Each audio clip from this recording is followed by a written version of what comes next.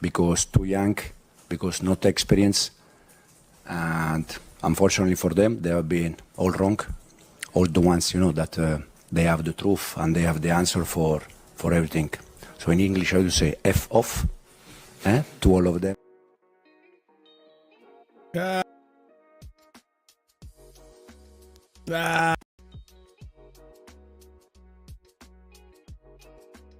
Spurs bottle.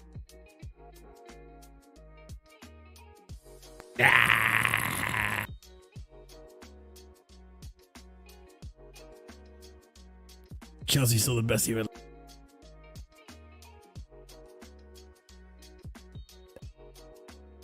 All right, I'm done. What's good, people? What's going on, everybody? Sorry I'm late. I know it's been a while. It's been a minute. I'm back though. We're good to go. We're back. All that shit. We're here to talk Chelsea. We're here to do what we do. A little bit of a solo stream. You guys know how the call-in show works. 15 minutes into the show, and I start to drop the link. You guys come in, have your say, and if you're ballsy enough, come in and have some predictions, because we're going to go over some predictions. I'm going to ask you guys your predictions and your thoughts. Just me on the panel. If anyone from the panel wants to come in, they're more than welcome to once I drop the link. But yeah, I figured, you know, it's been what, like a week, guys, since I've last streamed. So it's been a while. Hopefully everyone's been doing good. Yeah, Spurs really fucking bottled it. It's embarrassing. And you know, everybody has to clown on Jacob, because Jacob talked so much shit about this manager, and then he was backing him when things were, you know, looking peachy, you know, like a happy-go-lucky, fair weather fan that he is. And then he goes back to talking shit about Thomas Frank. So yeah, Jacob, you can hold that. You specifically deserve to feel sadness for the bottling that happened to your club today, because you are shameless. But yeah, beating PSG is not for everyone. Nope, it's not. No, it's not. But yeah, smash the like button, people. You already know what to do. It helps out tremendously with the YouTube algorithm. More than you can believe. More than you can believe. More than you can believe. And listen, when you do smash up the like button, we'll be there. Do you care though? Who? We'll be there. Smash up the like button, because if you don't, then I'm not good enough. It's as simple as that. It's as simple as that. You're not good enough. So yeah, smash up the like button if you haven't done so already, people. Subscribe to the channel, because every subscription ensures that magic will happen. It's British. There you go. That's all the magic you need. But yeah, smash up the subscription. Come join the Casually FC family, because we got big things coming up on the channel this season. Big changes. So yeah, be on the lookout for all that stuff. Description below, subscription above, like to the left of it, and bell notifications to the right, so you are notified whenever we do go live. And then last but not least, memberships, 4 different tiers starting at 99p, all for you guys to enjoy. So Okay, cool. Let's get into the nitty gritty. Let's get into everything that we want to talk about, and that's obviously Chelsea and Chelsea related things. So, yeah, guys, I was away for the last week, or I hadn't done content for the last. Yeah, it's been about a week and a half, give or take. So it's great to reset, great to unplug from all things Chelsea, unlike a certain PYS that we know. And yeah, I feel great. The break was very much needed, and I feel recharged and ready to go. And obviously, I didn't do any content on Monday or Tuesday, so you didn't see me on American Waffle Monday. I didn't feel like making any content on Tuesday, just because I had to catch up. And while I was away, nothing has changed. Chelsea is still great and awesome, and I'm looking forward to the season more than I did before. And I have more confidence and more chess than I did before. Now, I'm still catching up on news and stuff, so I don't know everything that's happening. That is going to be a show that's going to come out maybe tomorrow. I'm not entirely sure how, because I committed to the American Waffle Thursday show tomorrow, so I don't think I'm going to have time to do a Casually Chelsea show. So maybe we do a show on Friday. I'm not entirely sure yet. I have to figure that out. No show Saturday because I'm going to be away. And then obviously Sunday is the first game for Chelsea. And as you guys already know, we're going to be going over that W that we're going to be getting. Yes, I am getting ahead of myself because, ladies and gents, I am more confident in this team than I even was before or after the Club World Cup. I did watch both games. And so, in a sense, I'm going to kind of do a little review of those games and my thoughts on it. And then we'll open up the panel, or open up the call, the phone lines, if you want to call it that, for you guys to come in and have your opinion and have your say or talk your shit. Because I know there's a lot of people out there that are ready to talk shit. As soon as this team loses, as soon as this team fails to get a signing, as soon as this team drops out of first place, I know there's motherfuckers out there that are gonna fucking talk shit. They're talking shit. And yes, people, I said what I said. It drops out of first place because I do believe Chelsea will be in a title race this season. I do believe it wholeheartedly. We will be in a title race this season. The amount of confidence that this team is oozing, the amount of just synergy and just straight up likability and energy that's just rumbling up in this group. It feels great. Pardon me.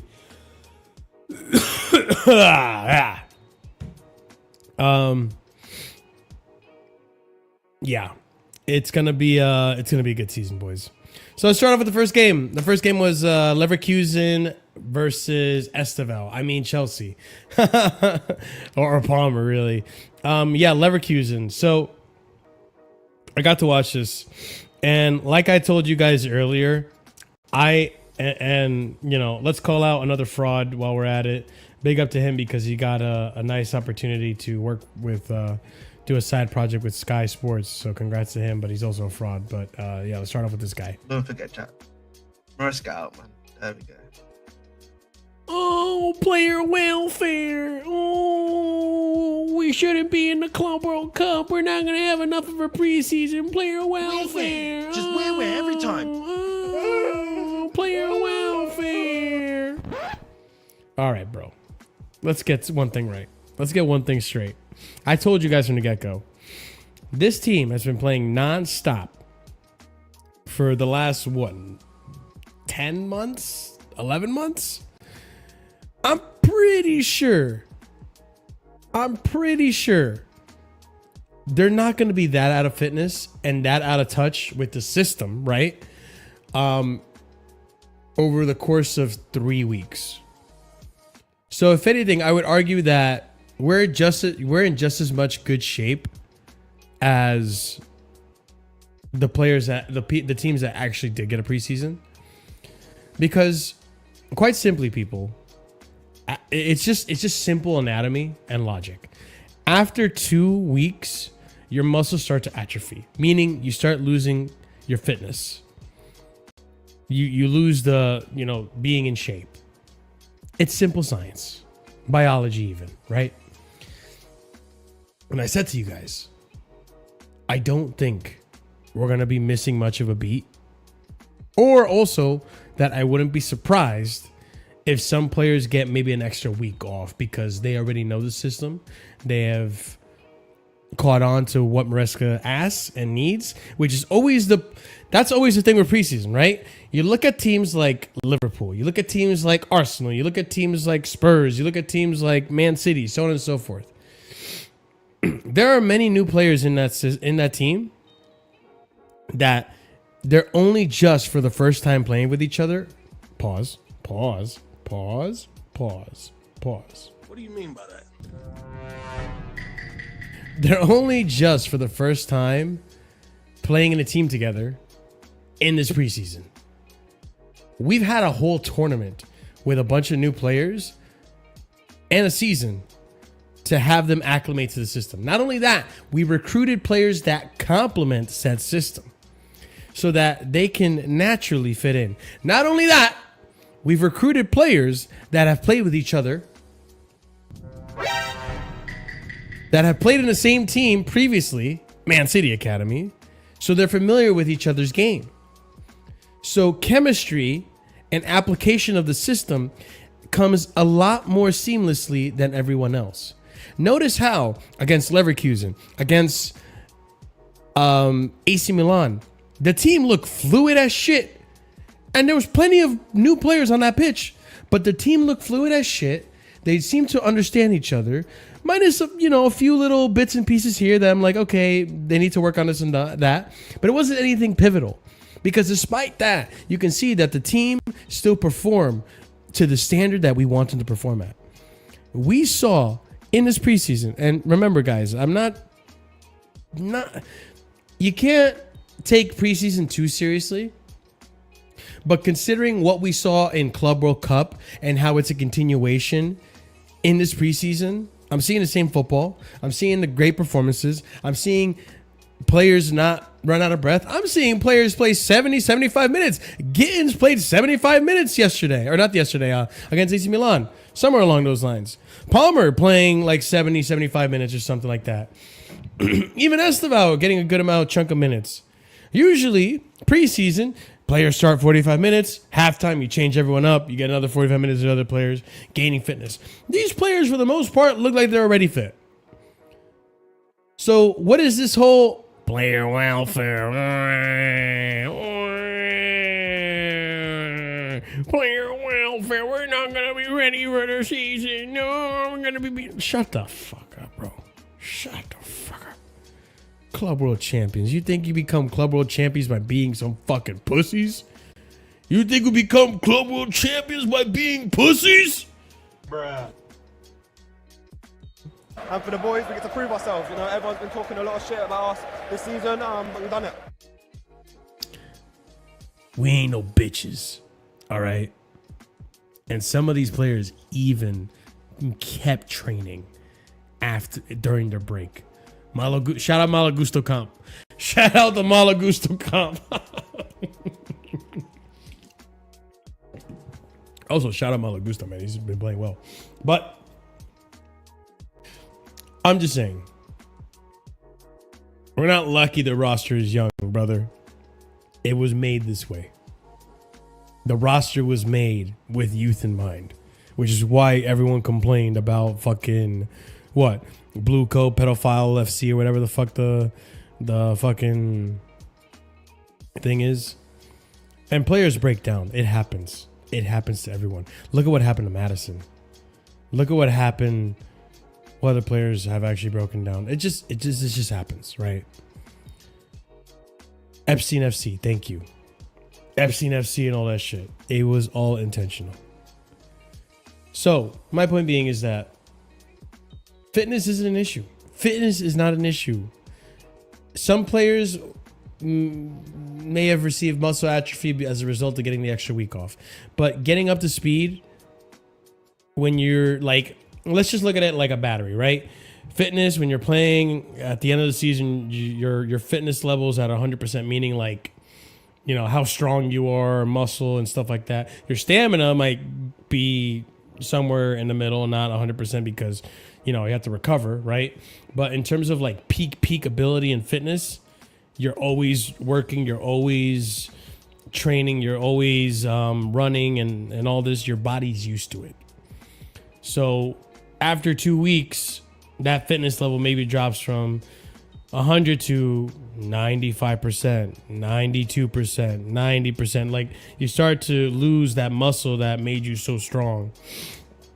So an extra week, these players are probably like around 90, 85. I'm just throwing hypotheticals, guys, because I'm not a fucking athletic scientist either, right? Getting them back to fitness, back to 100% in 1 week is 100% doable. And it looks like we never lost a beat. That being said, let's talk about the game, right? Leverkusen. We dominated. I'm not going to do an over-analysis in the game. I mostly want to talk about certain players that stood out to me. Esteval. Number one, Esteval. Boys, I retracted my statement during Club World Cup because I realized how physical the Brazilian league was. And I now retract my statement once again because during the Club World Cup, I said, okay, you know what? I don't think this kid needs a loan. I think he's ready for the Prem. But I think he needs to be integrated slowly. Now, I'm starting to think this motherfucker could start. This guy, he barely made any mistakes. He knows exactly where to be when you need him to be. His link-up play with Pedro, with fucking Neto, with Palmer, it's all there. This guy knows. This man knows how to ball. This 18-year-old knows how to ball. And you shouldn't be surprised because we saw it in Club World Cup. He's a great talent. And I wish I saved all the receipts of everyone saying, what is Blue Coat doing? Why are we acquiring a 16-year-old? All this and shit. Are any of you guys still complaining about not getting Olise over this guy? Because I'll be so honest with you right now, and this is someone that wanted Olise badly. And I was upset we didn't get Olise. I always said, okay, you know what? Because the rumor has it is that we focused on Esteval. Olise didn't like that. Olise felt that they didn't want him that much because they didn't, you know, they were 100% in both lanes trying to get Olise and also trying to get Esteval. And then some journalists came out and said that the priority was always Esteval. And a lot of people said that was Cope. And to an extent, I kind of believed it. But I was like, okay, let's assume this is the truth. If Esteval is the guy, we will know. We will know. And if Esteval is the guy, then you know what? So be it. And yeah, I think Esteval is the guy. And I don't think anyone is going to be thinking about Olise anytime soon now. Because this kid is 18 years old. Guys, at 18 years old, this guy's doing what he's doing. And I'm not trying to say Olise's not talented, okay? Olise is 100% talented. He's a phenomenal player. But the way this guy is just automatically just adapting to the football we're playing. And when we get to the Premier League, we will definitely see how he plays, but I'm not worried. I'm not worried. This kid knows how to play ball. This kid knows how to play ball. It transcends leagues. We have a special player in our hands. We genuinely do. And if you do not recognize that, the door is that way. Literally. Right there. Like, I'm not going to open it, actually. But it's right there. The door is right there. And I already have people in my chat saying he's better than Olise. I'm not going to jump that gun yet, but I can see it. I can see it. I'm not going to argue it. I can see it. So now, are you guys that wanted Olise that badly, myself included, still complaining about it? I'm not. I'm not complaining about Olise anymore. Forget it. I'm happy. I'm happy we got this kid. The pass he had to Cole Palmer in that one play where he was like getting pressed too, and he finds a little bit of space and just curls it in. What the shit, bro? This kid, what he's doing is incredible. So absolute kudos to Esteval, because I am so excited to see this kid play now.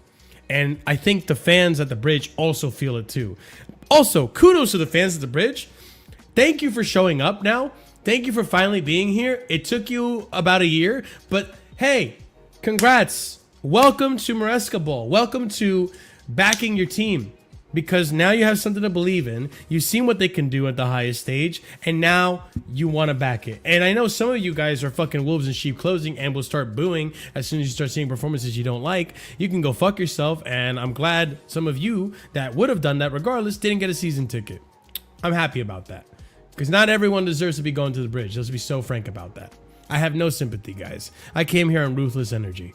But what I'm trying to get at is that I'm actually happy to see what the people at the bridge are coming out at the energy they're having. Absolutely excited to see Maresca as well, or not Maresca. I mean Esteval, which is fantastic to see. And like I said, the energy at the club. Come in and have your say. I'm sorry, just giving you guys the link. I'm dropping a link right now. Yeah, the energy around the club right now, just a brotherhood within it. Esteval feels like he's at home. Like, I love it. I love all of it. We need to back our players because, guys, I ain't gonna lie, it wasn't a long time ago where I saw Manchester United versus Enzo Fernandez, and Enzo was the only one fighting. The rest of the team just let him there to die. And I'll never forget that. I never felt so disheartened about my team and just the spinelessness that Jellyfish Potter, big up Minerals for that one, Jellyfish Potter had given our team. So I'm glad like there's a camaraderie and brotherhood now, and Esteval feels right at home. Moving on from Esteval, Cole Palmer. Cole Palmer was phenomenal, and it's lovely to see Cole Palmer enjoying his football again, free to do what he wants to do on the pitch. He looked sensational. I don't know if it was this game. I don't think it was this game. I think it was the AC Milan game, but it looks like he's been working on his free kicks because he was pinpoint accurate. Hit the woodwork once, and then the other one came really close, skimmed it or some shit. This guy is gonna be dangerous, and I'm not gonna be surprised if he has a I want to say more than 15 assists this season. I think he's going to have a 25 GNA season. And that might be undershooting it. I'm not going to lie. Guys in the background, I'm going to let you in just a moment. Let me just have a few more words here. So yeah, Cole Palmer looked fantastic. And I think it's helpful that you have someone like Esteval that can take attention away from Palmer because he's also so dangerous.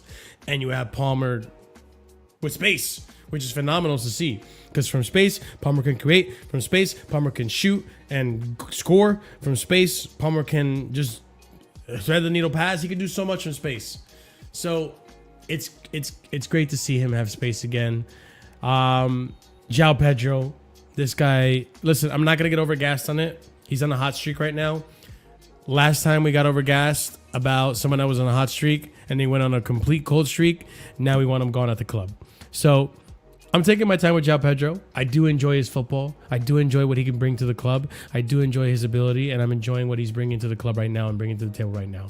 But the moment he goes cold, you guys need to shut the fuck up and let him play. Let him play. Let him get through it. Because I know what I saw at Brighton. I know he wasn't the best player, but I know there was a good player there. If it took Chelsea move to unlock him, then so be it. That's great. I'm happy for him. And I think he is going to be a good player for this team. He creates, he causes problems. I love seeing it. I love seeing it. I'm backing João Pedro 100%. I'm not saying I'm not, but I'm just saying there will come a moment where he will dry up on the goals section, and I need you guys to stop bitching because we're not treating him like we treated Jackson. I'm not doing this. I'm not doing this extremist shit. I'm not. I will not stand for it. That's the one pet peeve I have. I hate when people do the extremes. I literally had someone on Twitter saying, oh, fucking Cole will always ruin the offside trap. Did he really? So then we got no offside traps because Cole will always ruin it, right? Words are important, people. So yeah, Gittins made his appearance in that game as well against Leverkusen. He looked good. He looked electric. He looked quick.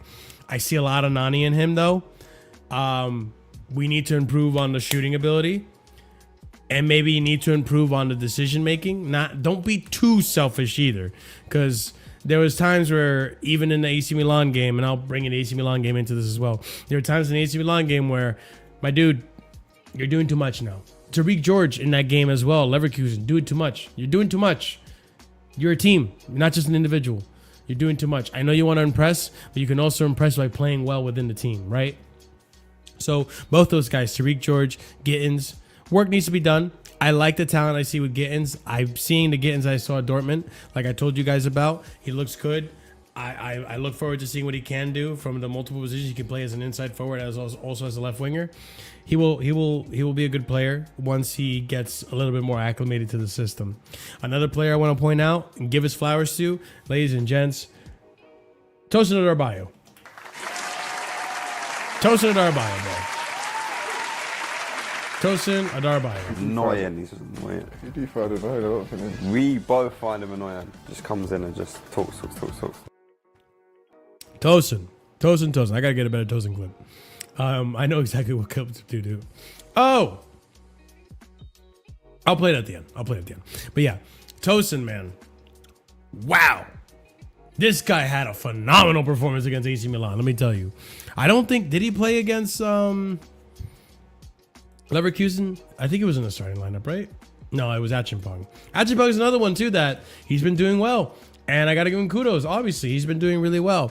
I will say there were moments where he looked a little shaky, making some mistakes here and there against Leverkusen. But hey, it happens. He's young. So that's why I came out and I said, yo, allow the player to grow. Allow the player to make mistakes. He's not the complete package. Stop putting him on a pedestal, because once you put him on a pedestal, once he doesn't hit those levels, you're going to fucking bash it on him. And that's not fair, because he's being put in a position where now, because Levi Cole got injured, he has to come in and fill in. So I think calma on him. Reece James, what do I need to say about Reece James? We all know what Reece James is. He's a phenomenal player. Delap I thought was okay. I think he was good. The thing about Delap is that he's a striker. So he's not doing this false nine thing, right? So it's a different profile of striker. What you want from your striker is what Delap did against AC Milan. 4 touches in the night, maybe 5, scores 2 goals. One's a penalty and one's a brilliant goal from an Santos layoff. Santos, another player that looks solid, consistent. I want to see more outstanding performances, but he looks solid. I want consistency over anything. So if you can give me consistency, I'm happy. I'm never going to complain about a player being consistent. Oh, wrong button. I meant to make this a little brighter. I'm never going to complain about a player being consistent. So it's good to see that that player can be consistent. And Malo Gusto, man. Malo Gusto looked like he's back to his old self.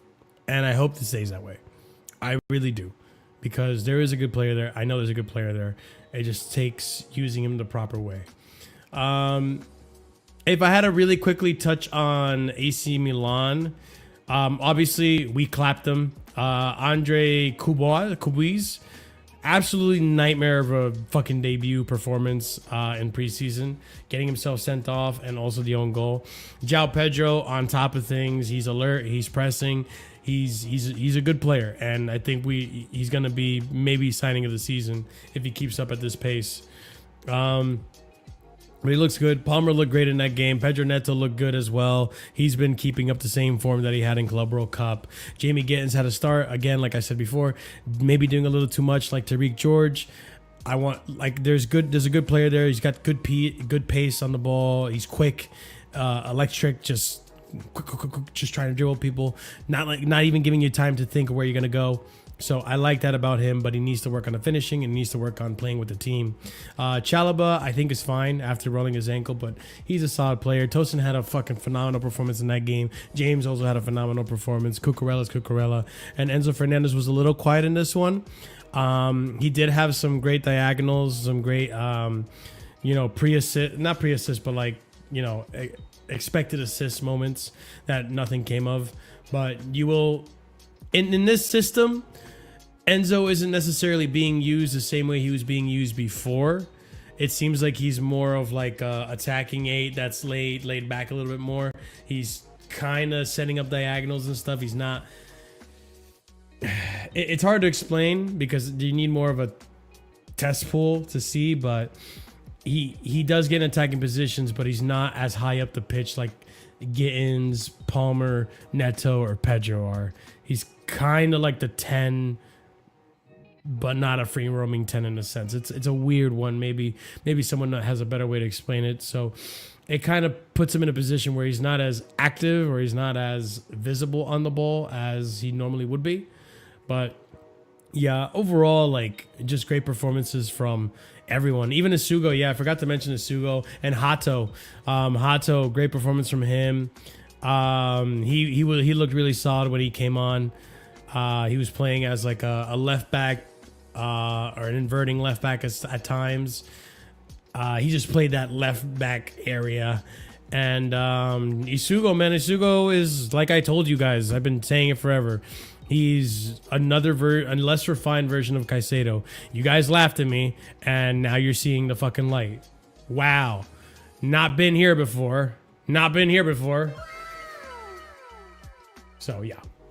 It is what it is. Dario Isugo is a solid backup. I like him a lot as a backup.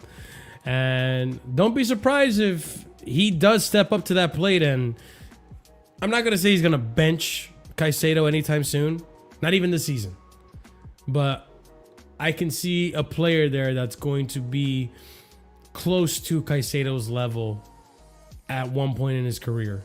It could be next season. He still has a lot of maturing to do. He still needs to find the better positioning for himself to find the passes and stuff, but he's a good player. There's a good player there that we recruited. He has experience, and he's a workhorse. He gets stuck in. He's not afraid to take on challenges. There's a good player there. Give it time. He's going to learn under Caicedo, and eventually you're going to see a very Caicedo-esque player that if Caicedo were to ever go down an injury, I'm not worried because we have Isugo. You know, that's the confidence that we will eventually have in him, because that's how good his player is going to be, where he can be an easy understudy to Caicedo. I think Caicedo will always have a start over him, but you never know. All right, I'm going to start letting one of you guys in one at a time. Let's chat. Let's talk Chelsea. The link to the show, to the call-in, is at the top of the chat. Click on it. Have your say. Come on in. Let's talk Chelsea. And then maybe let's get some predictions at the end for those that are going to be staying. But big up to you, Master. What's going on? How you doing, brother? Welcome to the show. Let me know what you're thinking, brother. Doing great, Marshall. Real excited, man. This is a great time to be a Chelsea fan. Fuck yeah, it is. Yeah, I was thinking about it, and I was thinking about like the past and everything, and I was thinking about the first time with Mourinho. I kind of took it lightly. I took it for granted, the dominance, that we had back then. And before you know it, it just disappeared. For 03, 04, it was just like Chelsea would just annihilate teams and just control everything. And at that time, I thought it would just last forever, and it didn't. And then all these years we've had success, but it hasn't been dominant. We've had issues, being top in the league, but we'd win trophies. But we're entering this new stage where there's going to be a lot of dominance. And last time we talked was in January, and at that time, the conversation, the question was, can we survive top four? Are we a legit title contender? All those kind of things. Yeah, a lot of people hating on Blue Co, questioning what they were about. If they're real, if they're there to make money or to win, and and for me, I was about 85% convinced that it had to do with the financial rules, and that's why they weren't active that off season, And so, I broke it down. I kind of said how like they were in this adolescent stage, that they're kind of all feeling themselves out, figuring things out, and and that we were entering this kind of 6-year window of a dynasty that would come along, Sure. But now I didn't expect it to speed up as fast as it did. Of course, who could? You say speed up, but a lot of the Chelsea fans will say it took too long. Well, true. But we know that, But I agree, yeah.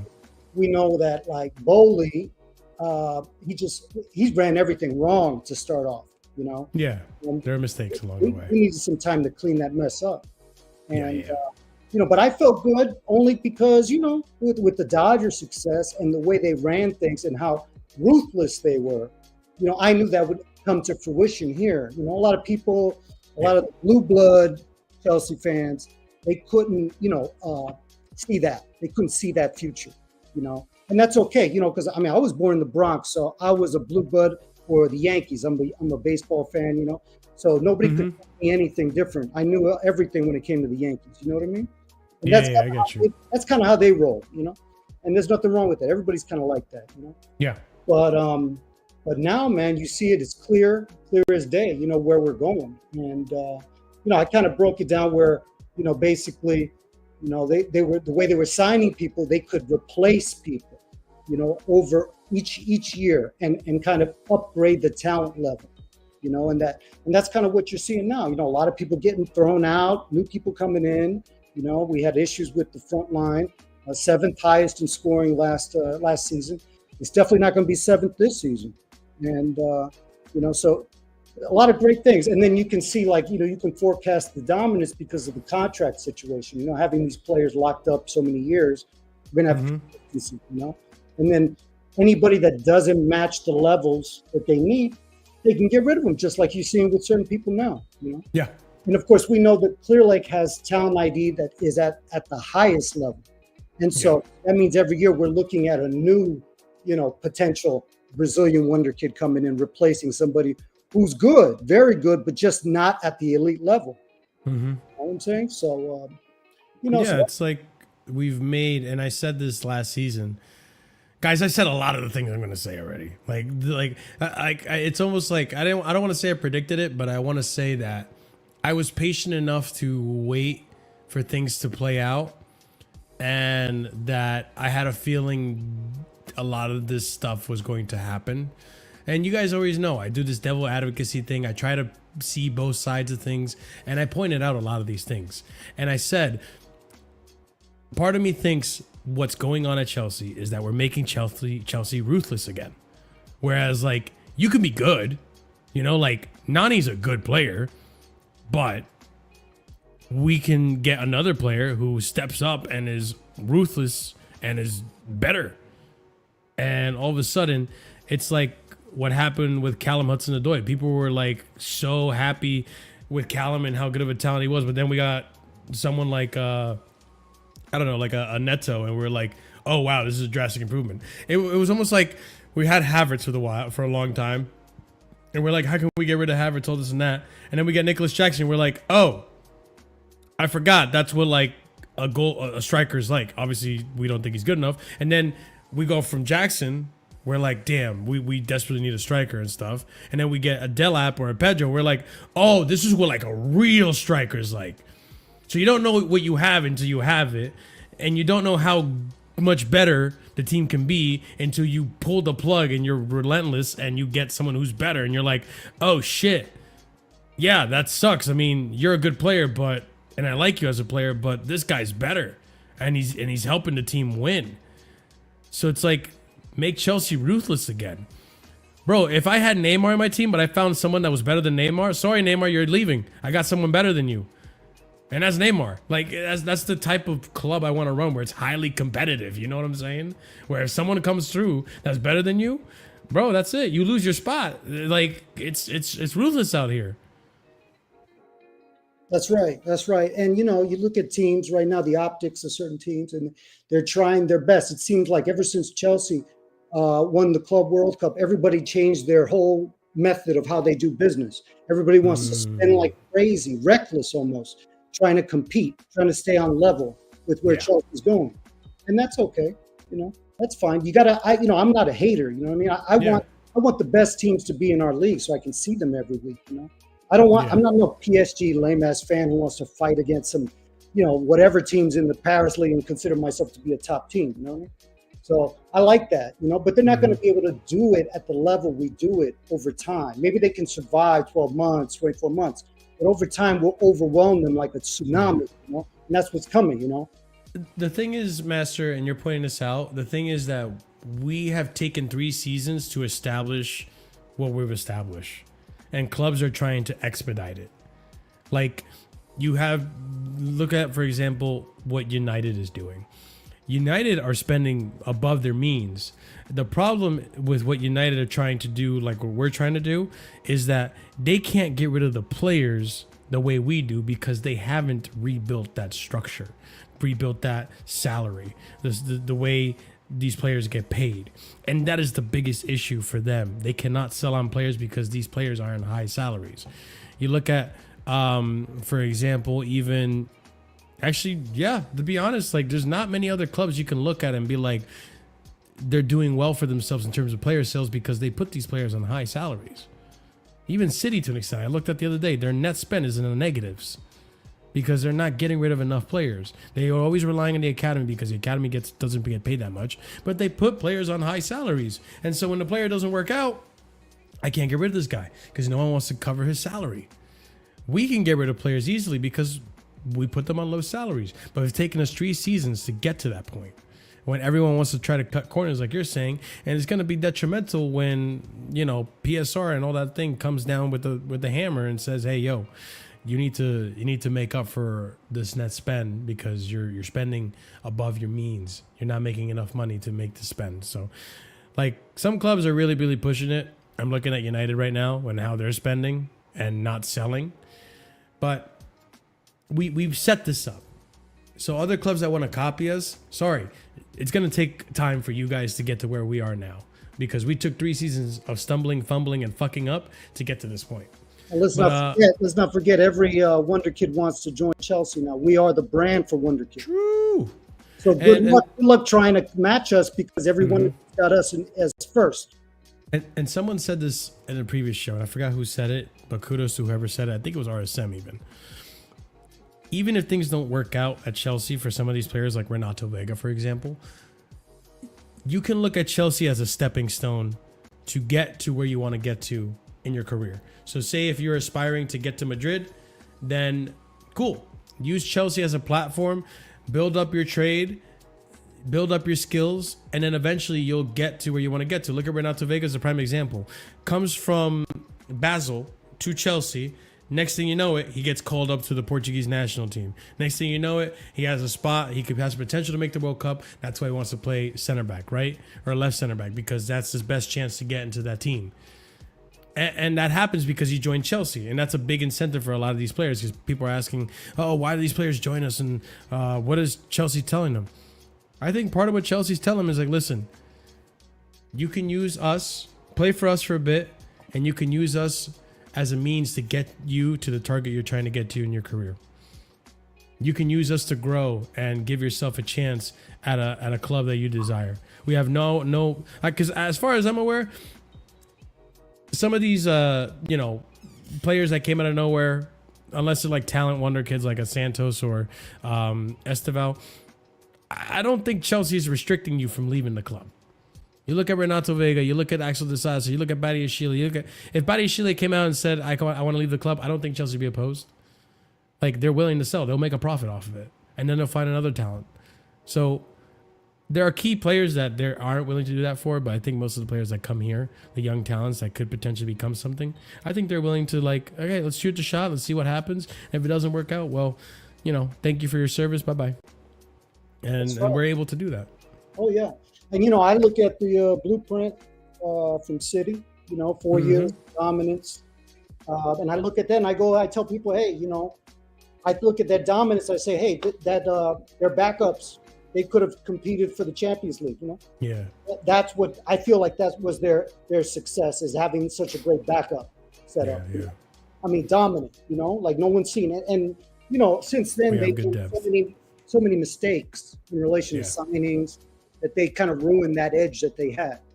And, but right now, we've got that edge, Yeah. If anybody talks about top frontline groups, we had Simmons. My opinion, we're best in the world. Okay. Now everybody can clearly see midfield wise we are. You know, nobody doubts that. You know, our backup, or if they start with any other team for a year, they're worth 60, 70 million. You know. Yeah. I look at our fullbacks, our group. I don't know who competes with us when it comes to our group. So we got frontline, midfield, and fullbacks, top tier. You know. And, you know, with clear like it's only going to be a matter of time before the center back situation, just like that, too. Yeah. No, 100%. You know what I mean? So for me, you know, I don't go by like, are we going to win the league? Because, you know, I've seen too many years where referees decide who wins the league, you know? That's true.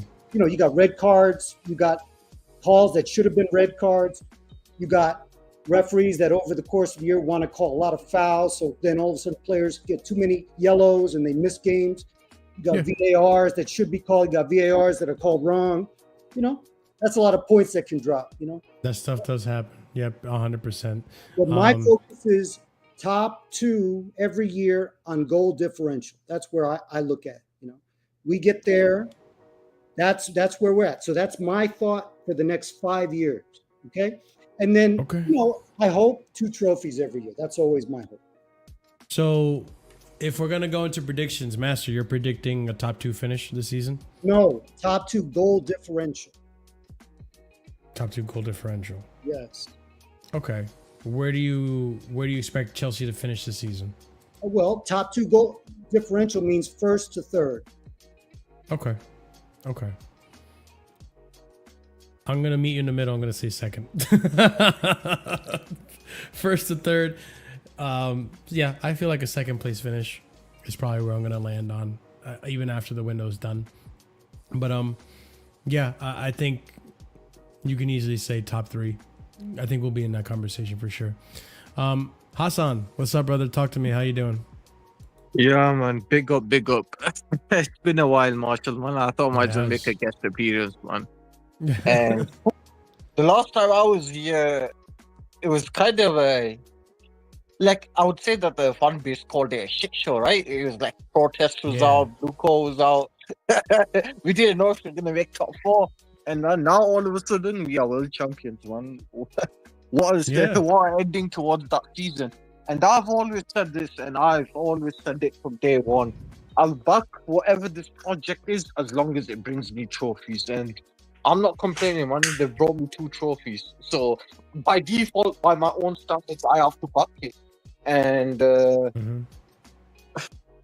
like, I really don't know what to say, man. And big up, I gotta give credit where credit is due, man. This project is showing like potential for the first time in like 3 years. Like, I really don't know what to say, man. And fair play to the people that, you know, they stuck by it and they showed everything. And yeah, like, I'm sure that if we did a deep sell or like, you know, like, I don't know, bench, we would have a lot of these players on the sell categories up until, you know, like the last 6 months. But I'm not going to get too ahead of myself because things can change, you know, like, of course. Like the league figures managers and players out, or the system out within 20-30 games. You've seen how many managers that we've had in the past that we had to get rid of if they got figured out, and then they couldn't replicate the last season, so Roman sacked them.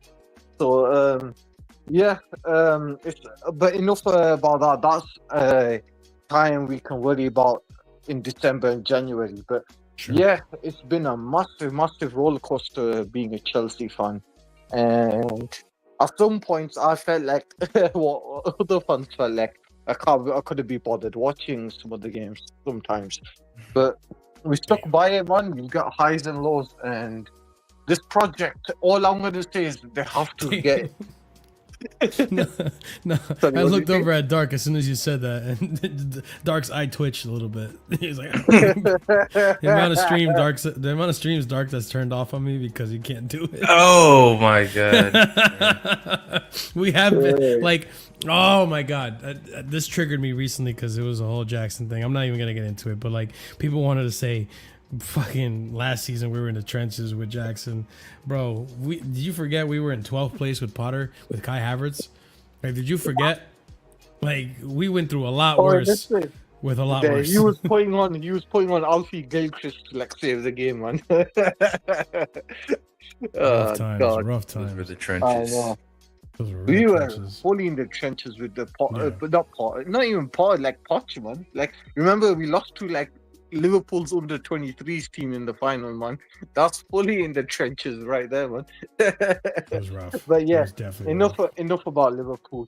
Now talking about this project, I can actually see where this project is going for now, and what you guys were saying about Man City earlier, about like the squad, the bench, being just as good as their starting lineup. I kind of disagree with that. I think that their starting lineups were carried by the veterans like De Bruyne, the striker like Haaland. You know what I mean. Like Man City have always had their core players to save the day. I got to tell And you, they had a lot of issues breaking through Champions League. Champions League's about your best 11. It took a limp Inter to let them win. We took them out. You know what I'm saying? yeah, I totally get that. But if they lose And key players, they're top 11 with the fewest minutes in the league. It's like anyone though. If anyone loses 2 or 3 of their key players, they're gonna fall off though. I'm saying in the league. nah, not necessarily, not that massive though. You know what I'm saying? They played the fewest minutes in the league because their bench would always come in. So they stayed rested the whole league. That's what I'm saying. So No, I totally understand what you're saying, but I also say that their veterans like carried them through like the games that mattered the most, if you know what I mean.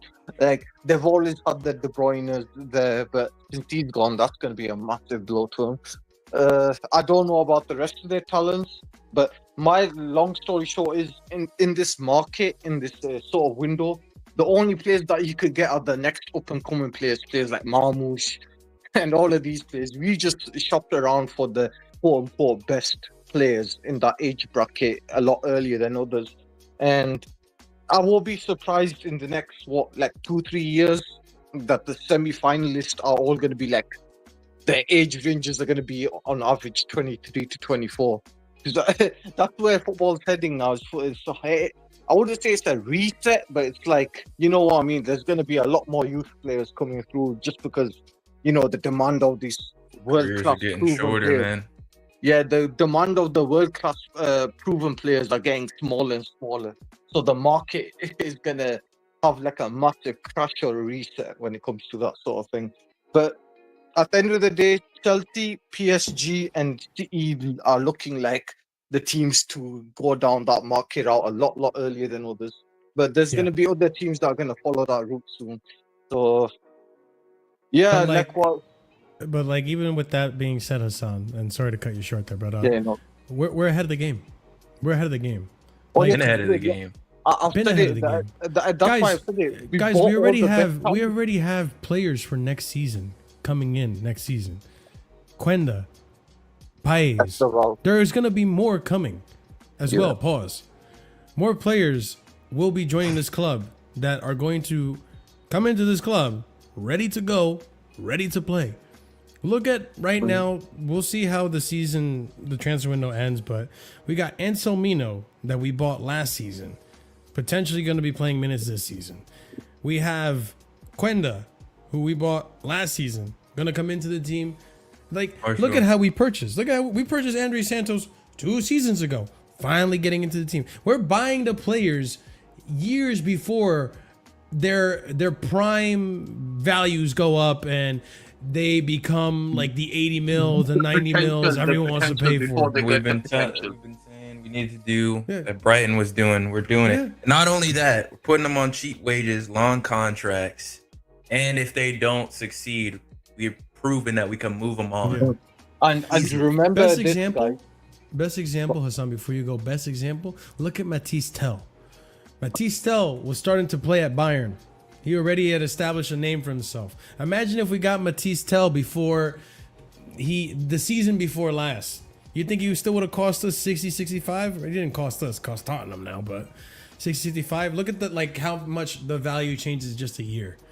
So I think we're just kind of future-proofing the team by buying when it's low with low risk, high reward. We took a low risk with Esteval. This is the crazy part. Esteval was cheaper than Jamie Gittins. I just want that. I just want people to let that sink in. Esteval was cheaper than Jamie Gittins. And look at the player we have. I wouldn't really say it's a low risk. It's more of a medium risk because the scale that we did here, if you know what I mean. We It's literally bought low all the because we potential- could sell them. Bro, we're selling people that I haven't even know, played for but like look, 20 we million. spent $1 billion. We spent $1 billion though. When you think And about how it, much have we brought in though? You can't just say you spent this about much. 40 players, family. Correct me if I'm wrong. 40. We spent $1 billion. We've won 2 trophies, and we're selling. Big up. I don't see it. No, but the only net reason why I spend- said it's the the net spend, medium though, because we could Hassan, turn out at Barcelona where if a lot of these players didn't work out, which kind of But Barcelona were giving Lionel Messi Crazy 1 million wages. a week. That's insane. These You guys understand? are like 40, 30K. Exactly. Yeah, I know. These players aren't coming to Chelsea to make money, and on top of it, the amortization, bro. Yo, it's actually kind of crazy when you think about it in hindsight. Like, you know, I knew it was happening along the way, but when you think about it in hindsight and you look at like everything we did, yo, these motherfuckers came into the sport and exploited the shit out of it. They exploited amortization. They exploited the fucking long contracts. They exploited fucking selling to yourself.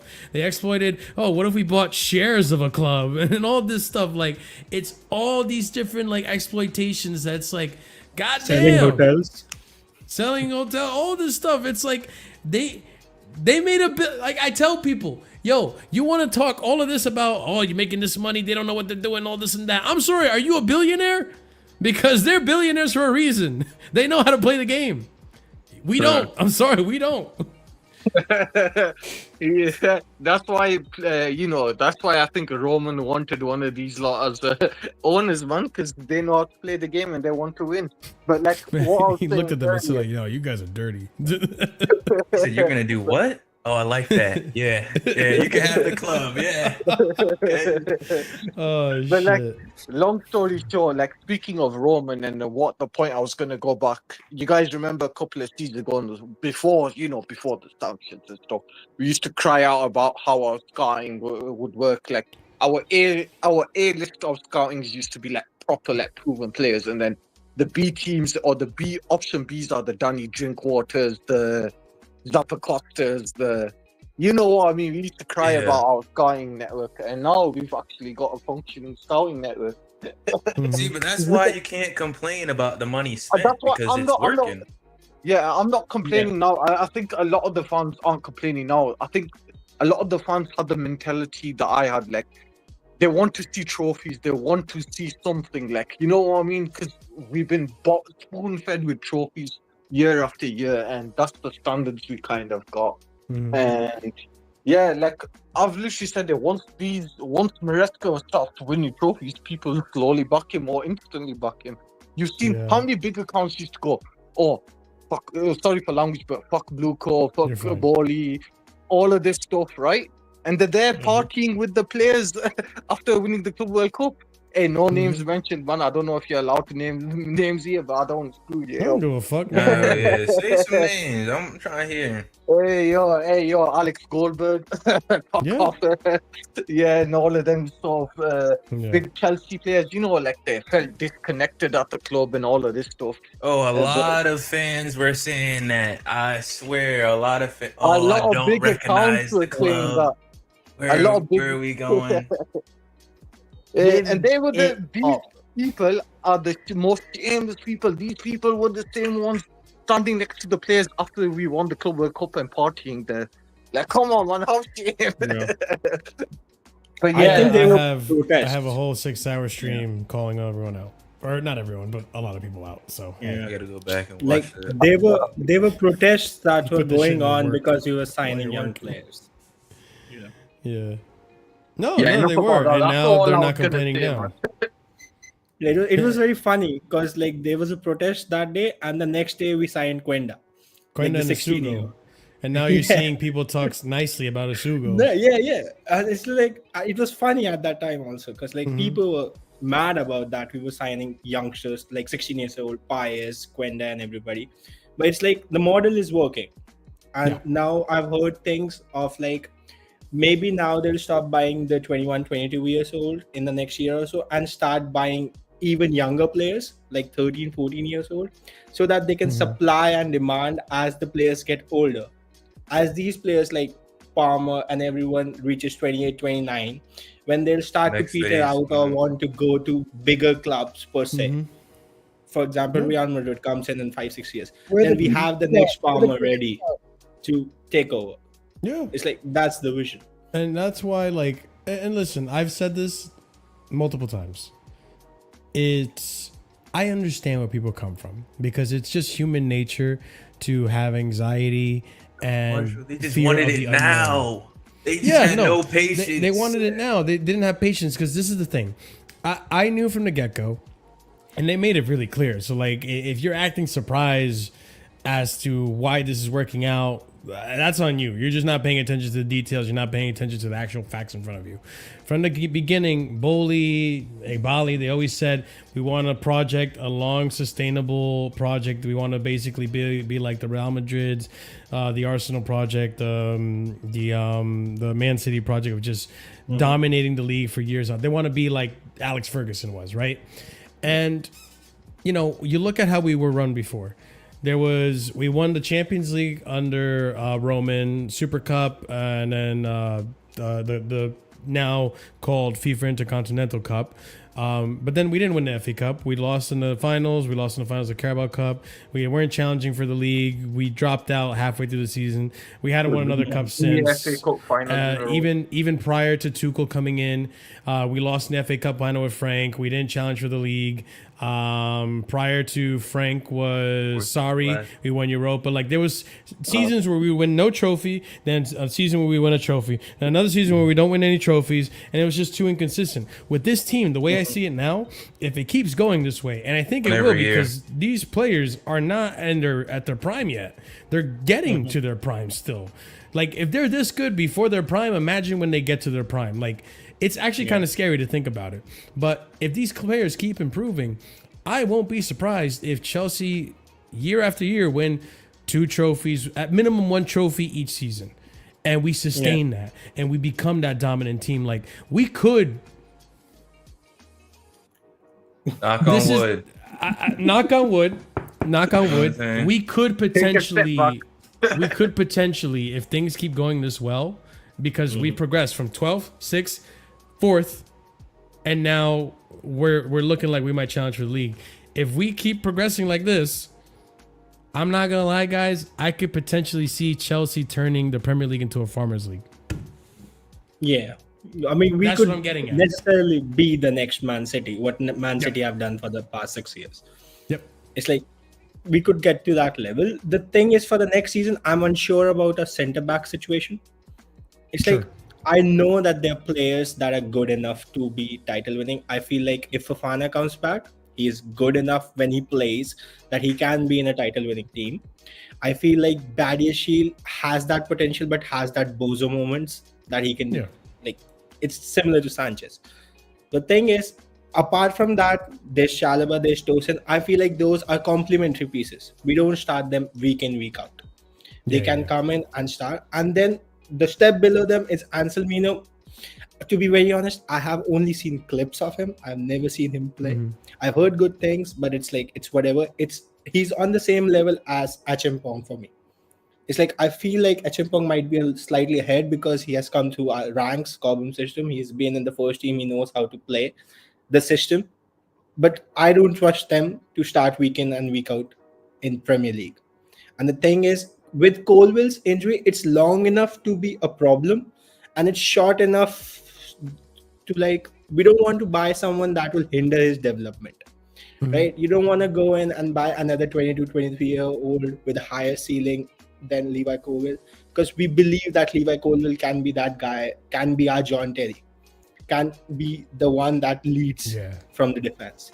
So it's like, I'm unsure of our defense. Apart from that, I feel like our midfield is really, really good. I feel like it's one of the best in the world, especially with the enhancements that we have done this year. I feel like, we can trust Andres Santos a lot more than, let's say, Leslie Ugochukwu or Yeah. before we had Gallagher and everyone. I think Andrew Santos can play that role a lot better than those guys. And then Asugo has done miracles for me.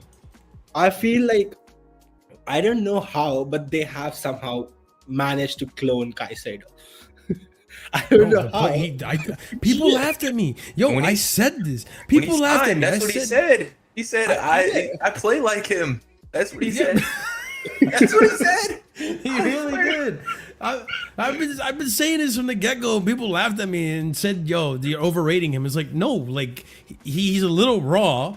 I've watched him play a few games in La Liga. He's a little raw, but like he does similar. He gets stuck in. Like that's what Caicedo does. And he does have some passing ability. He can score from distance. Like he's a very, very similar profile. It's actually kind of crazy that they found someone so similar to him. But like, you know, I go back to this comment, right? TKL and big up TKL. It's CB and goalkeeper positions are being neglected. Bad move. They're not being neglected because the same way this midfield took 3 seasons to build, the same way this attack took about 3 seasons to build. I think we're doing the same thing with the center backs.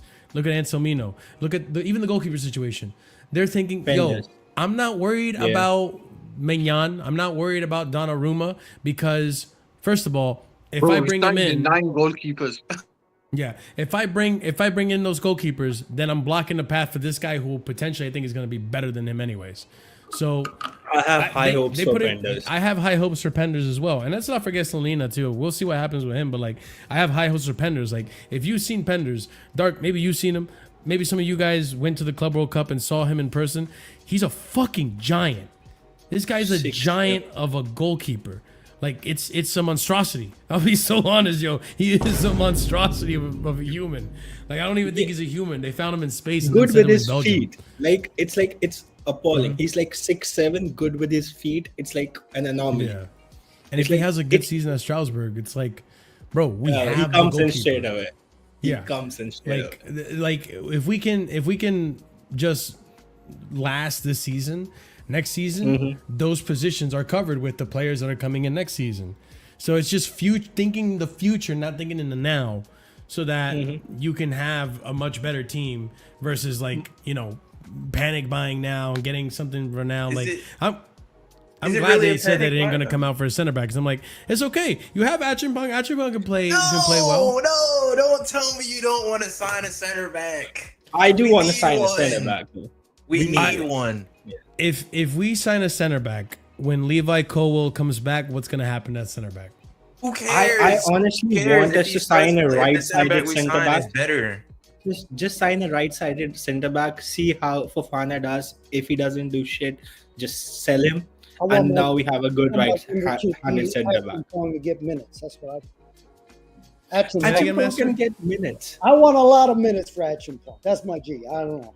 You don't think if we get a world-class center back that just elevates the team infinitely? World-class anything, he does that for sure, no doubt. Yes. I'm more concerned about the goalkeeper for world-class, like improving on the goalkeeper than I am the center backs, because I think our center backs are good. Like I'm not. Yeah. Listen, I like Achimpong.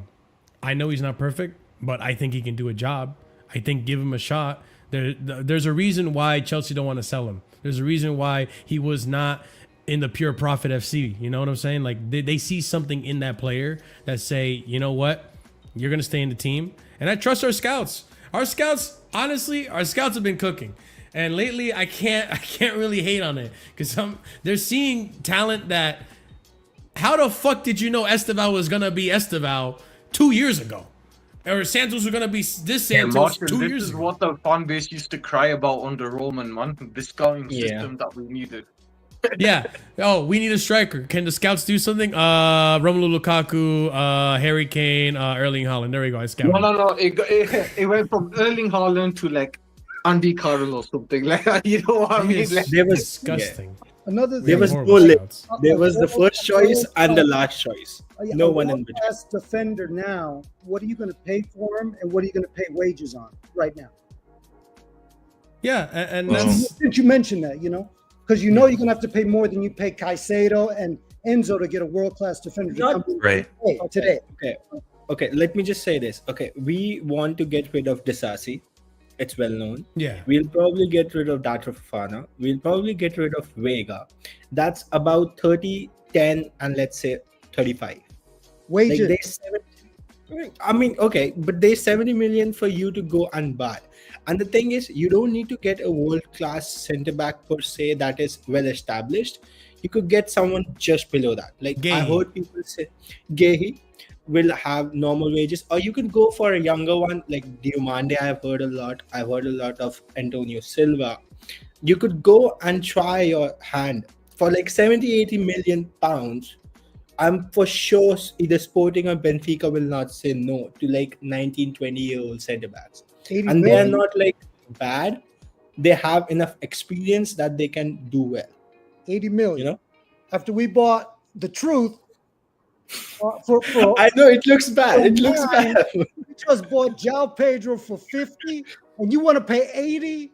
That's what I'm saying. Like, unless I'm getting a Bastoni, like a real like level raiser, I just don't think it's worth it. And secondly, a Bastoni would cost 200k a week. I don't think that's low. 100%. The only thing I'm like slightly skeptical about is rather than sending Sarr back on loan to Strasbourg, because we know Sarr can play central centre back. He's played that for about 2 seasons in Strasbourg, and we have that scouting. We should have kept him and sent Anselmino, who we don't have in a good league. Apparently, I don't know if I saved the tweet and I'm gonna show it in the Casually Chelsea show, but apparently a journalist came out and said that Sarr, maybe it was Maresca that said it actually. Sarr actually requested to go back to Strasbourg. Kind of like how Santos did the same thing. Sarr requested to go back to Strasbourg, for minutes and stuff. Which, in hindsight, now I agree with you. In hindsight, I agree with you because I just don't know where Anselmino's at. Like, at least Sarr had a season at Strasbourg. Anselmino was in Boca, but I'm sure the Argentinian league is just as physical as the Brazilian league. But like, is it gonna translate? Like, I don't know. Like, that does make me nervous, but. Again, like going back to Acheampong, I think in this case, if we lose another center back, then yeah, I agree with you. But with just losing Colwell, I think having Acheampong as the backup, I think we're going to be just fine. There is a good player there. He can hold his own. Plus, when Badiashile is back, we'll see how Badiashile So you plays. guys He makes me saying nervous. We're good? Like, we don't need any more cover. No, if we lose another one, then yeah. Because I think even Maresca hinted for a centre back, so I don't know, man. Wait, what are you saying, man? We could have lost Colwell the first week of the year. You know what I mean? We can't say we're perfect. I mean, we got a lot of areas on the team that are very amazing, right? I agree. You saw our defense is one of them. When we saw PSG, right? How we took their pants down, right? But they couldn't even deal with the front line. They couldn't deal with the midfield. You know what I'm saying? So we don't leave our defensive center backs exposed like a lot of teams do. You know what I'm saying? It's true. You got to understand we got a lot of areas that we dominate. Fullbacks are dominating. You know what I'm saying? And we got to work with what we got. I mean, Clear Lake's going to address the issue when the time's right. They're the best negotiators in the world, okay? Maybe something will happen in January, but we got to do it right. We can't spend no 80 million. You know what I mean? We got to get it done right. Okay. And to be fair, next season will be next year. The market opportunity comes, right? We got to have the money. We can't waste it like these other teams are doing. And to be fair, Spike and Dark, like, to be fair, I genuinely think now would be the worst time to buy a center back because other clubs are gonna see, we're gonna try to panic buy, and they're gonna fucking Benjamin Sesko us and just spike up that price for no reason. Yeah, true. It's the similar thing with, like, I see it as a similar opportunity as Baliba, right? See, Baliba, in my opinion, is not a 100 million player. He is maybe about 60 to 70, about that, because he's raw. But he has that attributes that he can be a 100 million player. But he's that player because right now Brighton don't want to sell. The thing is, next summer he might be an 80 million player, but there'll be 3 teams wanting him. I think Liverpool will be in for him.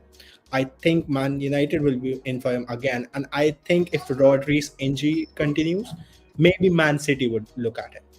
Like, there are 3 teams looking at him at 80 million, and there's only 1 team looking at him at 100 million.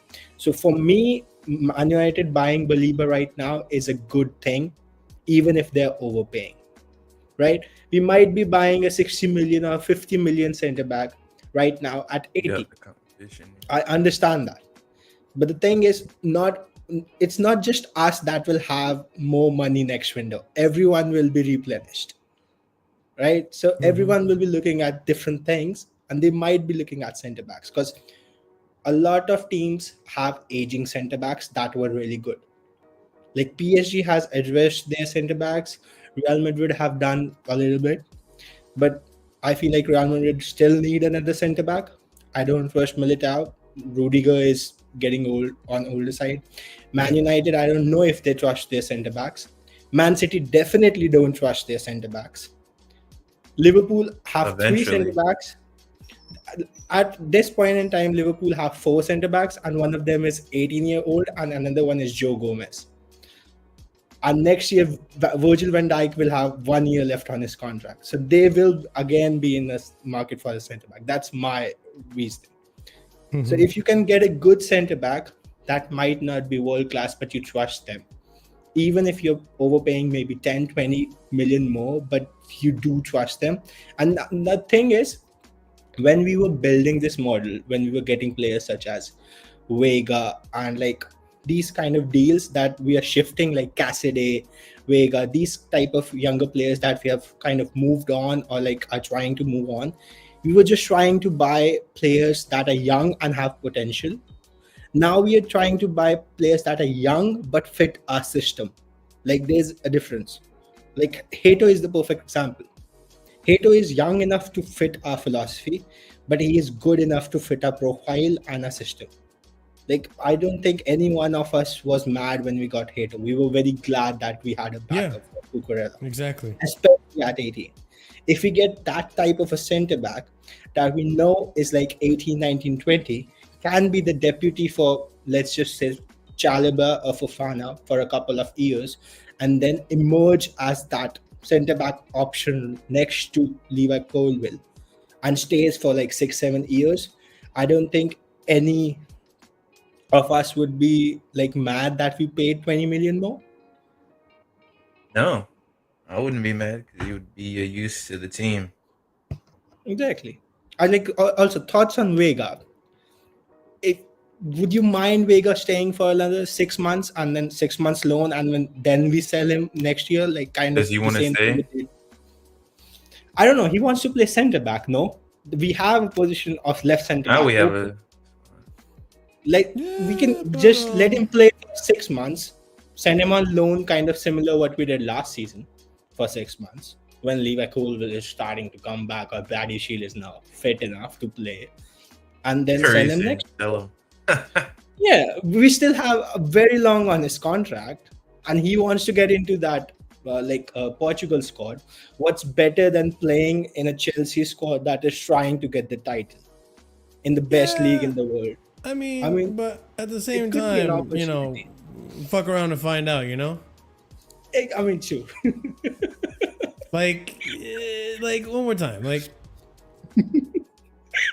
my dude, you talk shit. You did all this and that, and no. I remember when he left, people were like, "You see, they want to leave the project, all this and that," and it's like, listen. At the same time, you maintain his value by not playing him. He can go. There are clubs that want him. Just pay the money. Yeah, you know. I mean, the only thing is he's still here, and we need that position. That's my only.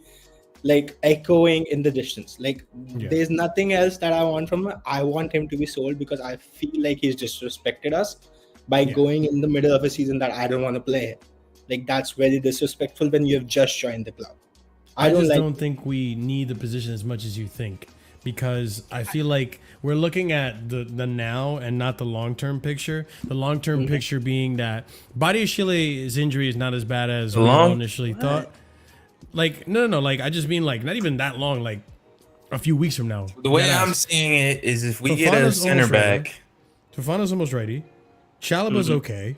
You have Tosin that is ready. Badiashile isn't that bad, so he should be coming back soon as well. I'm not gonna rush him, obviously, but he's not doing too bad. Reese can play at right center back. He also can play left center back. We saw it against Newcastle. Or was it Newcastle or was it Liverpool? It was Newcastle. I think he played Newcastle. He played left center back. Yeah. So if you need to desperately put someone there, he can do that. Achinpong can do a shift there. Like Hato can play that. Like we have players that can play that position. So we can hold off for a little bit until like if it gets to January and then we desperately need something, we can. I wouldn't want to really do this, but we could technically call back not Malang Sarr. Wow, Mamadou Sarr from Strasbourg. That is an option. Like Trevor Chalobah is another one that's available. Like I did say that actually, but like I think we're fine. I don't think we're in as deep a shit as people make it seem. Like I said though, I still hold that if we lose another one though, then I'm like, okay, maybe we need to go out and get someone. I'm not making it deep. I just think like I know it's not those just are the you. two I'm just positions saying a lot of people. We are away from winning majors. Right. Center back. The thing is, and the goalkeeper. Yeah. If we, because they win you points over the course of the season, bailouts. We've seen it. Donnarumma, seen it with Mendy making crazy saves. It happens. That's the only reason why I think I want it. Because I think in this season we will be in a position where we could snatch the league or snatch the Champions League.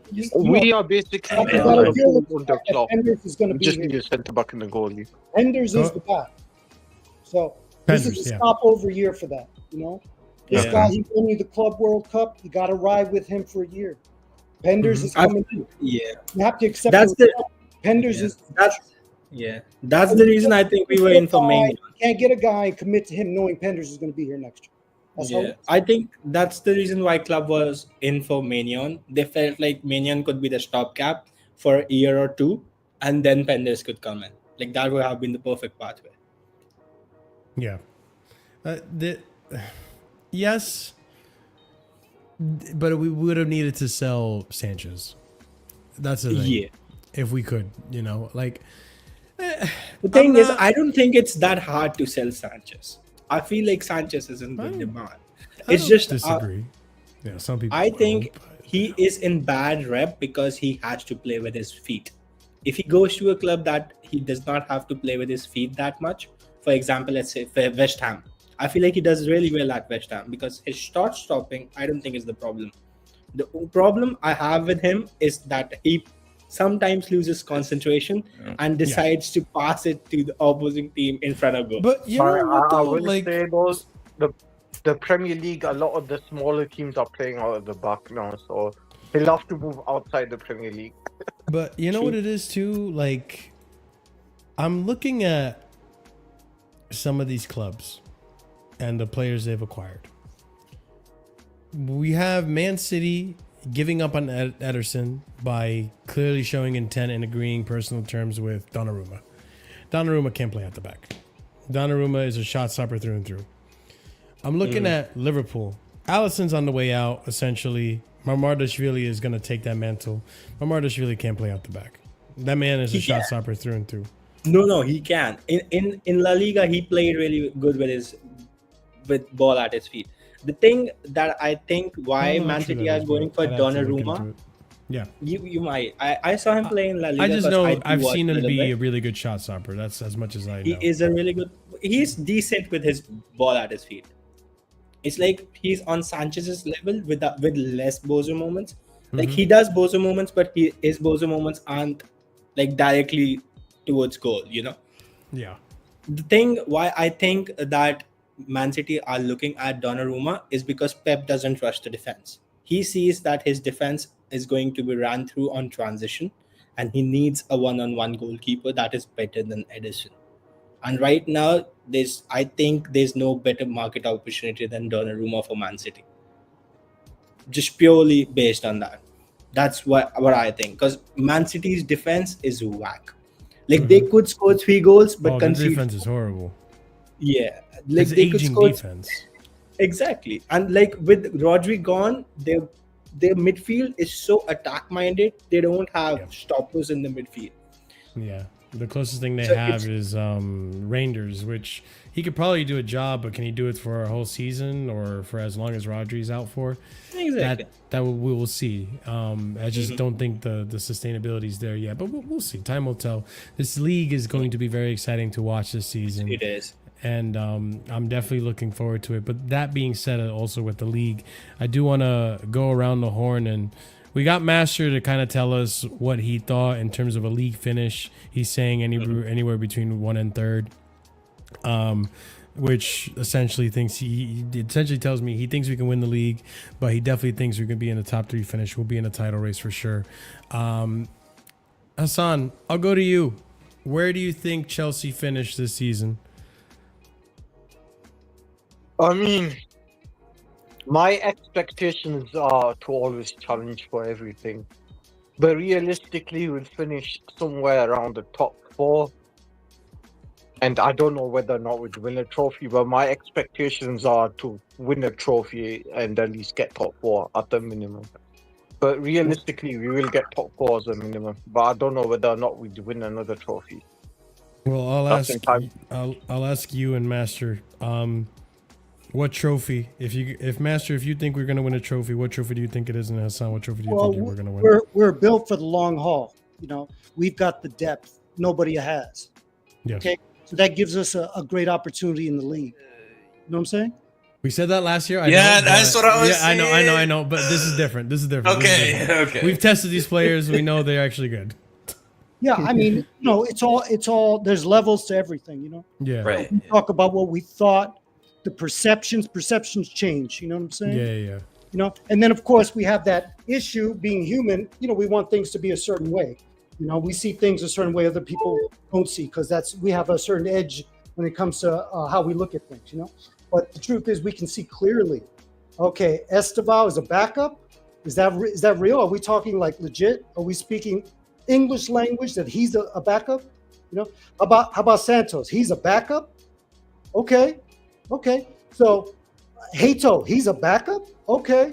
So we have a ridiculous team. You know what I'm saying? If you consider those guys as backups, all right. So that means we can last. We can last in the league. So where do we fit? Oh, that all depends. Is Salah going to last? Is AFCON going to mess them up? I mean, where are we at? We know the Gooners will fuck up. I mean, that's easy. But but okay, so that's what's up. If 1 to 3, that's fine. And then I think tournaments are a crapshoot. Who's hot when they're hot? Who do you get in the seeding?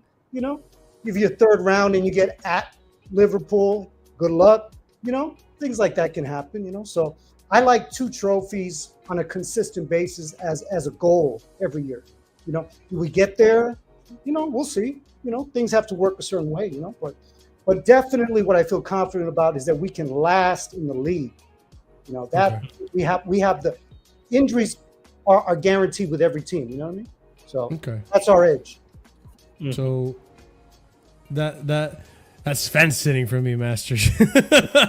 But you do think we can win a trophy, but you're more banking on the fact that we're just gonna go for the long haul and that we're definitely gonna make it a title race. Which I rate. That's fine. Hassan, if you had to predict a trophy that we're potentially gonna win, what do you think? I think I'll have to let's just stick to domestic trophies. I think if we're going realistically, I think we'll either win either the League Cup or the FA Cup. I think with the we all wish you would win the league title. I just made fun of Masters or Fencity. I asked you, what domestic trophy do you think we can win? And you said either the FA Cup or the Carabao Cup. Bro, which fucking trophy, bro? I think the FA Cup. I think the FA Cup. I think the FA Cup is the one. Because I don't know, because I don't think that everyone treats the League Cup as seriously. I don't know what the mentality of the players are when it comes to the League Cup. But they'll take the biggest domestic one is of course the FA Cup, which everyone takes seriously, whether people crap on it or not. Champions League, what he said is whoever's hot or not, whatever seeding. We'll talk about Champions League next. So save your thoughts Premier on that League, one. though, the one thing that screws me up about the Premier League is always December and January period.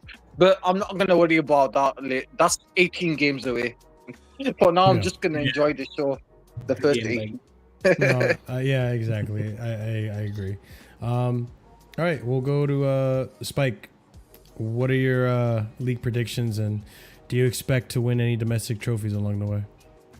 I am kind of like of a different mindset. I think we can either win it or we'll be third or fourth. I don't think we'll be second. Because the thing is, I feel like if we are in the lead for the league, we'll focus on the league and not on the domestic trophies as much, and league and Champions League. Because that's my mindset. And if we are in the second position, I feel like we'll focus on the Champions League and the cups. So we might fall off the second position and get into third or fourth. We'll comfortably get top 4 in my opinion. We'll either win the league or be third. That's where I am at the moment.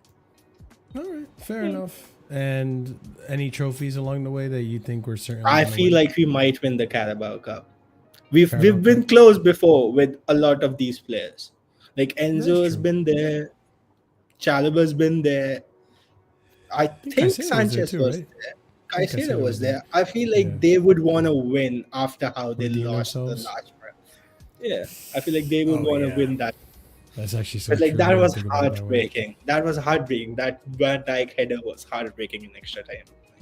Yeah, that's true. I, as I fuck, wanted actually. it so bad at that time because we were going through so much worse than we are at this moment. Like, we were deep in the shits, man. We just wanted something to be happy about, yo. It's like, whoa, cool, we won a trophy. So the suffering was for nothing. And then Pochettino played for penalties. I am not a clown. Dark, what do you think? What are you thinking for the league, man? Where do you think Chelsea are gonna finish, and any domestic trophies along the way?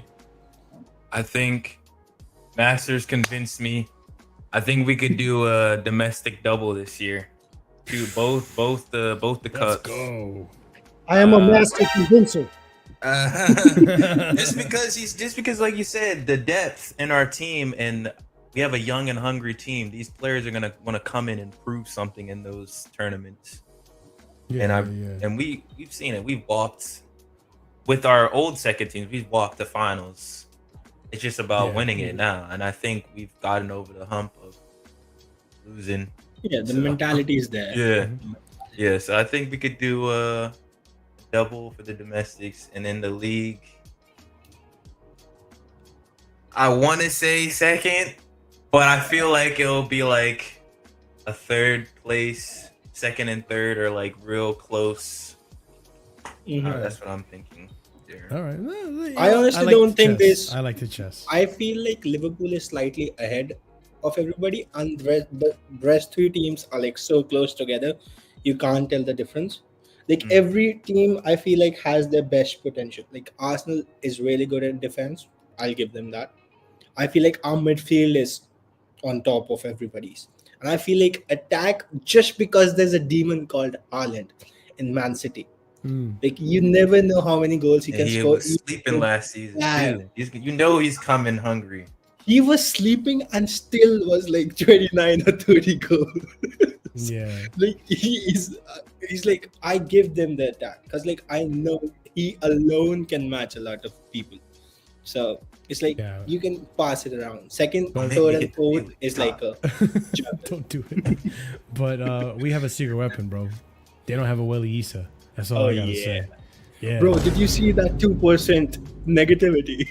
That was so good. Oh yeah, no, a lot of people. Listen, I'm happy. Like a lot of Chelsea fans have chess, and I'm all for it because that same survey last season, which was how many Chelsea fans were satisfied with the finish, we were the most negative. Even though we got top 4 and ended up winning a conference league, and still Chelsea fans were like, 45 or some crazy percentage were not satisfied with the season they had. It's just spoiled fucking children in the fan base that I cannot tolerate it.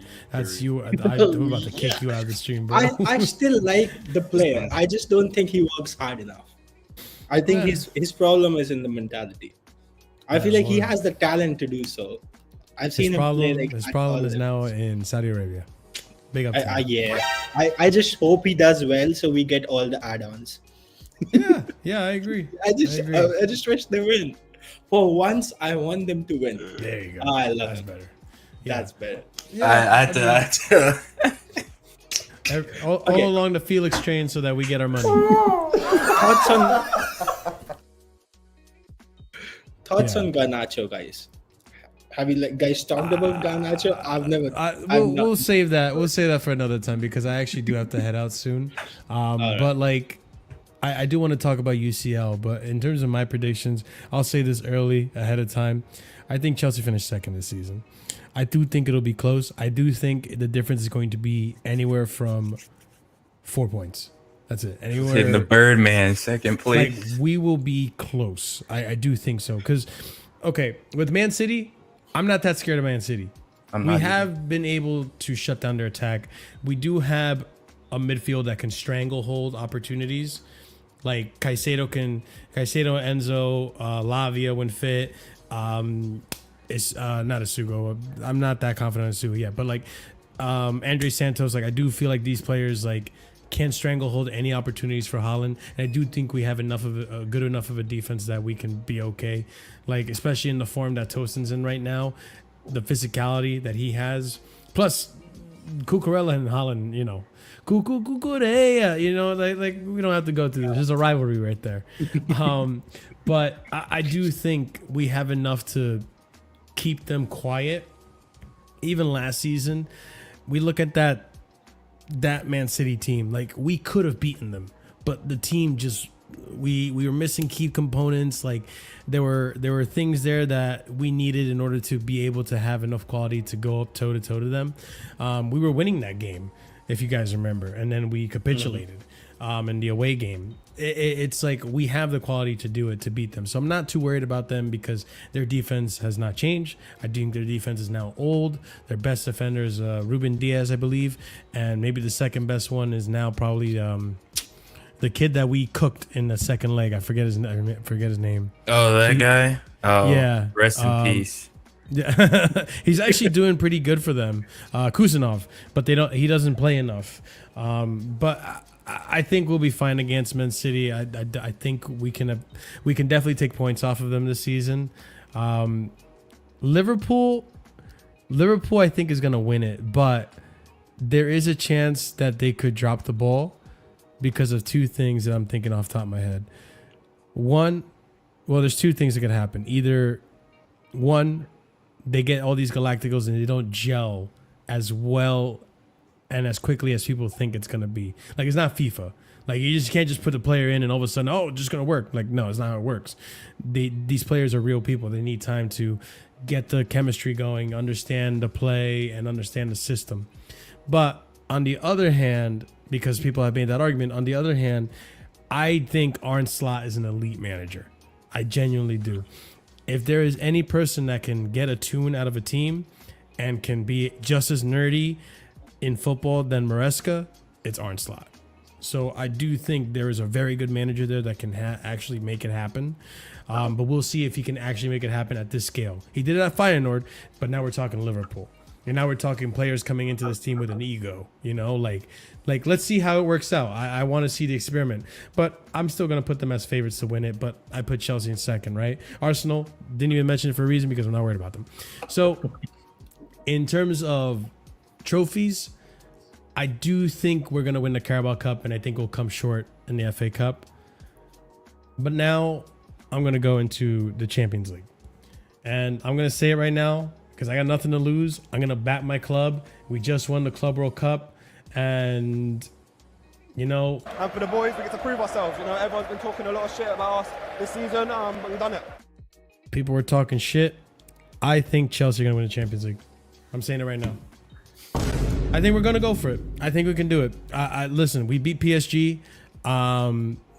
This PSG came in and beat every single team out there that there is to beat except for us. And we kept a clean sheet against them.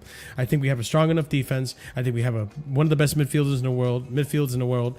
And I think we have a strong enough offense now that we're seeing Cole Palmer at his best. We have Esteval coming in. Like, we're a fucking dangerous team. And it feels good to feel this dangerous again. And I genuinely feel that we can go up against any team, Liverpool, whatever, and we can get a game out of it, and we can really push ourselves to win a lot of these games this season. And in the UCL and club competition where we're playing our best players, especially with the depth that we have, I'm confident. I am so confident. I'm more confident than I've ever been before that we can at least get to the final. Because initially I was going to predict that we're going to get to the final. I actually now think we're going to win it. I'm going to back my team to win it. So say, fuck it, I got nothing to lose. It's hard to even predict who's going to win the UCL. You never know how seasons go, right? But like, fuck it. Let's go. Chelsea to win the UCL. Dark, where do you feel Chelsea end up in the UCL? UCL, I don't know. That one's a little different for me because it really just depends on the draw. But I do think we match up really good against a lot of teams in Europe. We're going to be blitzing a lot of these teams, putting 2-3 past them pretty quick. So, yeah, I'd say I'm not. This is hard. I want to say we're going to win it, but I'd say that I'll be happy with semifinal. Okay. So semifinal. Yeah. We'll go with that. Spike, what do you think, my man? I feel like we win it. I'm getting that feeling from our squad. So they are just built for the bigger nights. Yeah. Like I'm more worried about us playing like small teams than playing in the Champions League. I feel like that gives me enough belief that we can go and perform on these big nights under the big lights. Like I feel like we could do it. I really do. This season, I feel that. Yeah. Let's get that so number 3. I have not been this confident in this team since we won the Champions League, and I think this team is better than that team. So is there like a crest anymore for the Continental, or no? Yeah, it's like get double. No, I think we get that. It would be on the side. I think That's it a would good be question, on the side. actually. I feel like who wins gets a golden on the side. Isn't that the one? The UCL is golden. No, the UCL winners only get a badge on their right side or the left, whichever. They don't get they don't get it in the middle. Remember when we won it? Yeah. And when Man City won it, even though it's the first time, they got that UCL badge on the right or the left. I can't remember. Hassan, we'll actually go to you next. Where do you expect Chelsea to finish in the UCL? I think at the minimum, is quarterfinals. Like what the great man once said, for you to win the UCL, you gotta beat the boys in white. I just respect Real Madrid too much to, like Real Madrid. Man, this ain't Real Madrid of old, man. No, but they've always done it, man. They've always done it regardless. I'm not fearing that. I'm not fearing it, bro. I am fear Barcelona more than Real Madrid now. But think about it, though. They're the only team that could, win it once they get to the quarters and semis. They're just one of them teams that I respect too much, regardless of who they got there. You're thinking of the wrong Spanish team this season, bro. I'm telling you. I know. Barcelona did the quadruple on them, bro. I know, but you could have said Chelsea won the Champions League, and that's less delusional, But hey, I rate it. Play Barca, thinking band for band with Barca. Yo, imagine! Oh my God, imagine that final Chelsea-Barcelona. Oh my days, that would be a game for the ages. All right, so Hassan, you're thinking quarterfinals. That's fair. Yeah, I mean, tame expectations. That's fair. Master, well, I'm with you, bro. Where are you feeling that Chelsea could finish in the Champions League? Well, each year, Madrid, Barcelona, Munich/Dortmund, PSG, they play in the poverty leagues, Inter, they pretend that they're a good team because they play crap all year. They get to rest. They don't need a bench. You know what I mean? And so they can go ahead and be pretty decent when it comes to the quarterfinals, semis in the Champions League because they're all rested. So if you want to compete with them, you got to have a real bench to survive all the issues that come along, yellow cards, injuries, all that stuff. So since we have a bench that's at a high level, we can go in there, we can compete, and we'll be at a higher level. I like us competing for the championship. I think that's, for me, I feel real confident about things like that. And we have big game players. We've shown it with PSG when we whip their ass. We got guys that show up in big games. Yeah. Where are you feeling we finish? No doubt. I'm champion. Let's do it. Okay, fair enough. Listen, at the end of the day, people are gonna say we're delusional for thinking UCL, but at the end, we're Chelsea fans. We're gonna back our club, so fuck it. Just go for it. We know what happened at Club World Cup. We saw what we did to PSG. We're seeing this team day in, day out. Rivals don't understand what we're seeing on the pitch and how this team has evolved. Right. One of the best teams in the world. We dominated them, guys.